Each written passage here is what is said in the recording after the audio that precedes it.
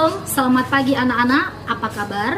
Ibu harap tetap kabar sehat dan tetap jaga kesehatan ya. Baik, kali ini berjumpa dengan saya, Ibu Satria Tinambunan. Kita akan membahas tentang belajar efektif di era new normal. Belajar efektif di era new normal. Mungkin kamu bertanya, bagaimana ya cara belajar efektif di era new normal ini?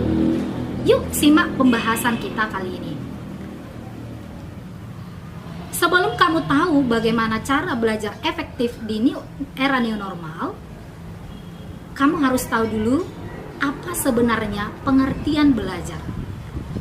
Belajar itu adalah berusaha memperoleh kepandaian atau ilmu. Atau bisa juga dikatakan berubah tingkah laku atau tanggapan yang disebabkan oleh pengalaman. Berarti sebelum ada perubahan itu namanya belum belajar. Kemudian efektif. Apa sebenarnya efektif ya? Kalau kamu cari di Kamus Besar Bahasa Indonesia, efektif itu artinya ada efeknya, pengaruhnya, kesannya, manjur, mujarab, dan dapat membawa hasil. Lalu, kalau kita simpulkan, belajar efektif itu adalah cara belajar yang teratur, tuntas, secara berkesinambungan dan produktif, yaitu menghasilkan kepandaian, pengetahuan, keterampilan, pembentukan sikap mental dan intelektual yang baik serta bertanggung jawab. Kemudian kita kaitkan dengan new normal. Apa sebenarnya definisi new normal? New normal menurut pemerintah Indonesia adalah tatanan baru untuk beradaptasi dengan COVID-19. Tatanan, kebiasaan, dan perilaku yang dimaksud adalah membudayakan perilaku hidup bersih dan sehat. Misalnya, rajin cuci tangan pakai sabun, pakai masker saat keluar rumah, jaga jarak aman, dan menghindari kerumunan. Nah, jadi anak-anak, kamu sudah tahu apa pengertian belajar efektif di masa era new normal. Nah, lalu bagaimana cara belajar yang efektif di masa sekarang ini? Ibu akan bagikan tips-tips, silahkan disimak ya. Yang pertama, jaga kesehatan dan kebersihan agar terhindar dari penyakit. Yang kedua, buatlah jadwal belajar yang rutin dan teratur. Misalnya, setiap hari 3 kali belajar, yaitu siang hari jam 14 sampai 16, malam hari jam 20 sampai dengan 22, dan pagi hari jam 5 sampai dengan jam 6. Tapi dalam menentukan jadwal belajar, ada 2 hal yang perlu Anda pertimbangkan, yaitu apa? Sesuaikan jenis pelajaran yang akan dipelajari dengan waktu pelajaran yang sudah ditetapkan. Misalnya, waktu siang hari kamu mengulang pelajaran yang sudah diberikan oleh Bapak Ibu guru ketika belajar. Malam harinya, misalnya pelajaran eksak, contohnya matematika dan IPA. Sedangkan untuk yang hafalan itu cocoknya di pagi hari. Kemudian porsi belajar di sekolah dengan di rumah itu harus seimbang. Misalnya, di sekolah belajar matematika 3 kali seminggu, di rumah juga harus 3 kali seminggu. Jadwal belajar yang sudah dibuat harus dilaksanakan. Belajar sedikit-sedikit tapi dilaksanakan dengan rutin lebih efektif daripada belajar banyak tetapi tidak rutin. Nah, yang ketiga anak-anak, tentunya kamu harus siapkan fasilitas belajar seperti alat tulis, buku, meja belajar, buku pelajaran, dan alat belajar lainnya. Nah, karena di era new normal ini, siswa dituntut lebih mandiri mencari sumber pelajaran, maka carilah informasi yang terpercaya dan berkualitas.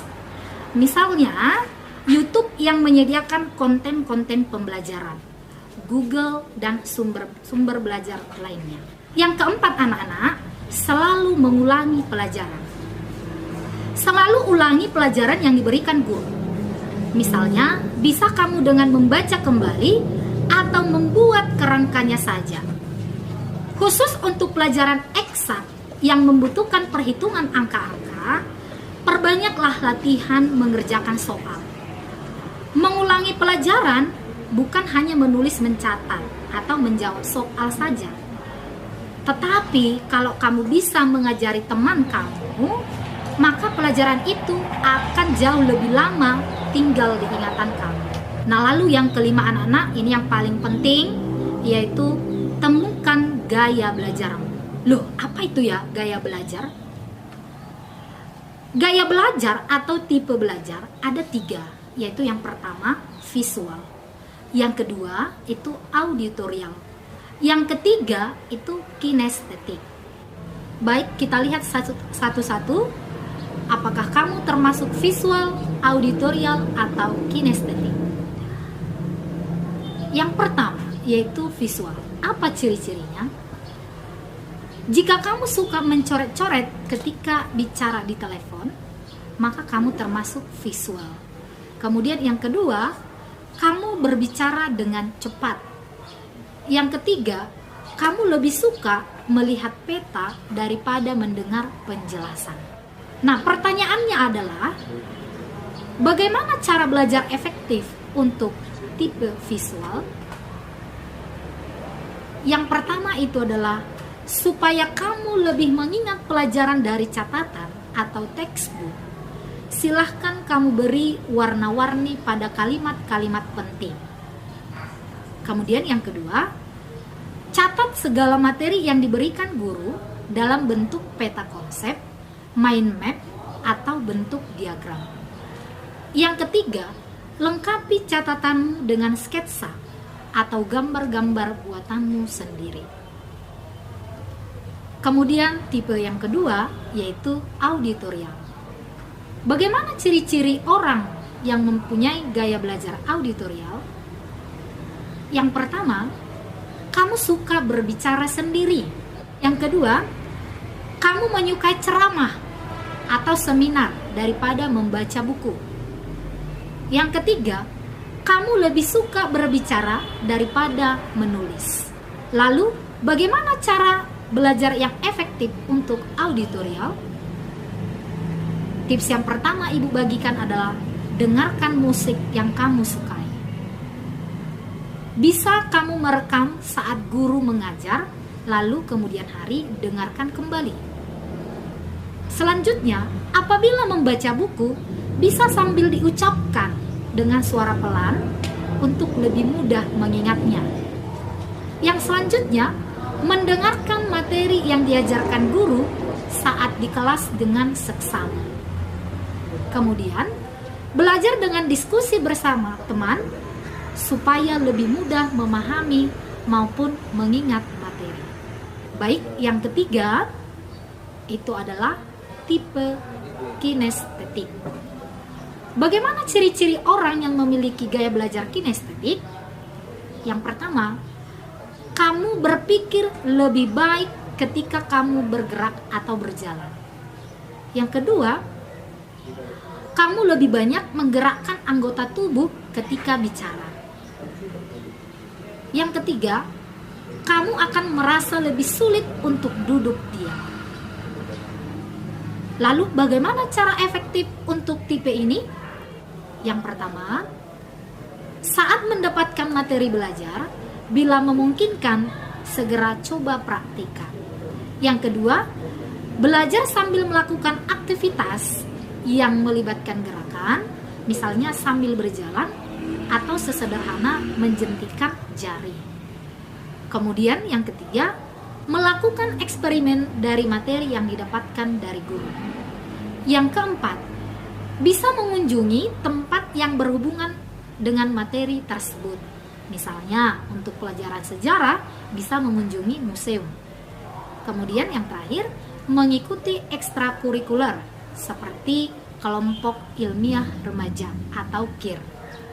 Itulah anak-anak 3 tipe belajar atau gaya belajar yang bisa dimiliki oleh pelajar. Bu, boleh nggak lebih dari 1? Boleh, berarti lebih bagus.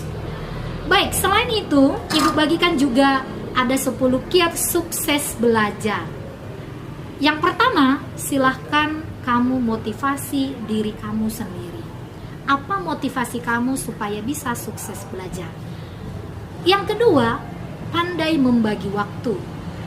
Yang ketiga, pandai memilih prioritas. Artinya, mana yang lebih duluan atau prioritas yang harus dilaksanakan. Yang keempat, memiliki disiplin diri. Yang kelima, tetap menjaga kesehatan. Yang keenam, mandiri. Yang ketujuh, tekun dan ulet. Yang kedelapan, tanggung jawab. Yang kesembilan, kreatif. Yang kesepuluh, good interpersonal. Nah, selain 10 kiat sukses belajar tersebut, tentu ada hambatan-hambatan yang bisa membuat kamu tidak sukses dalam belajar. Hambatan ini tentu berasal dari dalam diri kamu sendiri atau bisa dari lingkungan. Yang pertama yaitu malas. Yang kedua, suka menunda-nunda. Yang ketiga, lelah. Yang keempat, tidak mampu membagi waktu. Yang kelima, tidak disiplin diri. Yang keenam, tidak bisa pilih prioritas kegiatan yang penting. Yang keenam, suka tidur-tiduran. Yang ketujuh, suka main game atau warnet. Yang kedelapan, suka kumpul-kumpul dengan teman-teman atau jalan-jalan, SMS atau telepon. Yang kesembilan, persepsi yang keliru. Baik anak-anak, itulah penjelasan atau pembahasan kita tentang belajar efektif. Nah, untuk melihat atau mengetahui apakah kamu mengerti akan apa yang Ibu bagikan, Ibu berikan 3 pertanyaan. Kalau kamu tadi menyimak dengan baik, pasti kamu bisa menjawabnya dengan mudah. Oke, pertanyaan yang pertama. Coba jelaskan pengertian belajar efektif. Yang kedua, jelaskan 5 cara belajar efektif di era new normal.